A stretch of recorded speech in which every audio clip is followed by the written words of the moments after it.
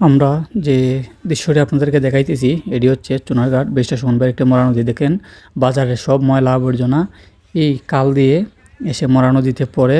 মরা নদীর অবস্থা এখন খুবই ভয়াবহ, যার কারণে মরা নদীতে বর্তমানে ময়লা আবর্জনায় ভরে গেছে। দেখতে পাচ্ছেন অনেক ময়লা আবর্জনায়।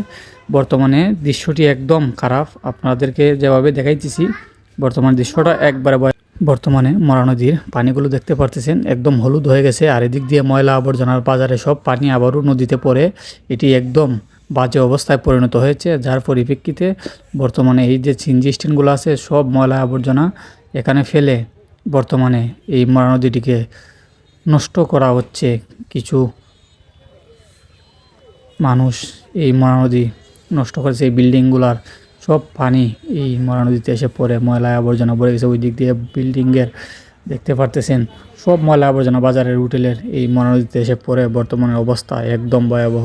আমরা একটু সামনে গিয়ে দেখাই আপনাদেরকে মরা নদীর পানিগুলো কেমন হয়েছে, একদম হলুদ হয়ে গেছে, যার কারণে এখন এটা ময়লা আবর্জনার কারখানায় পরিণত হয়েছে এই মরা নদীটি। আপনারা দেখতে পারতেছেন যে বর্তমানে আমরা যে জায়গাটিতে দাঁড়িয়েছি এটি হচ্ছে বেশা সুমনবাইয়ের একটি মরা নদী। এই মরা নদীর মধ্যে দেখতে পাচ্ছেন একসময় অনেক সুন্দর ছিল। বেশা সুমন ভাই সব কিছু পরিষ্কার করে একদম সুন্দর একটি জায়গা তৈরি করেছিলেন, সেটাতে আবারও ময়লা আবর্জনায় ভরে গেছে। এদিক দিয়ে বাসাবাড়ির যত ময়লা আবর্জনা সব মরা নদীতে এসে পড়ে। এদিকে দোকানপাটের সব ময়লাগুলো এই মরা নদীতে আবারও ফেলে নষ্ট করা হচ্ছে।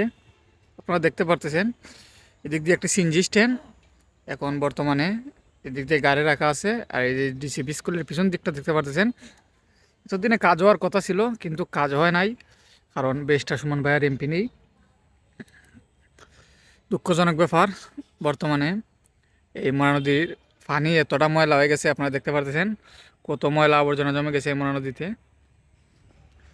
এদিক দিয়ে যত হোটেল এবং বাসাবাড়ি আছে সবগুলোর ময়লা আবর্জনা এই মরা নদীতে এসে পড়তেছে। আপনারা দেখতে পারতেছেন এদিক দিয়ে দেখেন কি একটা অবস্থা হয়েছে। একটু কাছে নিয়ে এসে দেখায় আপনাদেরকে, দেখেন কি অবস্থায়। যে মুক্তিযোদ্ধা ভবনটা দেখেন, মুক্তিযোদ্ধা ভবনের কাছেই একটা সিএনজি স্ট্যান্ড আছে। এই সিএনজি স্ট্যান্ডের কাছেও অনেক ময়লা আপনারা দেখতে পারতেছেন। দিক দিয়ে মুক্তিযোদ্ধা ভবন এবং ডিসিপি স্কুল, এই দিক দিয়ে আছে নালমুখ এর সিএনজি স্ট্যান্ড। তো বর্তমানে আপনারা দেখতে পারতেছেন ময়লা আবর্জনা ভরে গেছে এই মরা নদীটি। এতদিনে গাইডওয়াল হয়ে সুন্দর একটি লেক হয়ে যেত যদি ব্যারিস্টার সৈয়দ সাইদুল হক সুমন ভাই এমপি থাকতেন। তো আপনারা দেখতে পাচ্ছেন, আপনাদেরকে ওই পাশটা দেখাবো, ওই পাশে আরও অনেক ময়লা।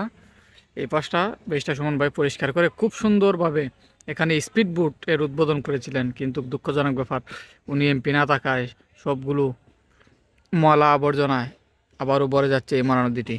আমরা এখন আপনাদের নদীর ওই পাশটা দেখাই কতগুলো ময়লা জমে আছে। এই যে দিকটা দেখেন মরা নদীর কি একটা অবস্থা, ময়লা আবর্জনায় কি অবস্থা আছে। এই যে বিল্ডিং দিয়ে সবগুলো ময়লা আবর্জনা এই মরা নদীতে মানুষ ফেলে। এই যে ব্রিজ, এবং আমরা এই দিকটা যদি দেখাই একটি সিএনজি স্ট্যান্ড যেটি ব্যারিস্টার সৈয়দ সাইদুল হক সুমন ভাই বানিয়ে দিয়েছিলেন। সেই সিএনজি স্ট্যান্ডের পাশেই অনেক ময়লা আবারও ফেলে মরা নদীটি জীবিত করা হয়েছিল, সেটি আবারও নষ্ট করা হচ্ছে।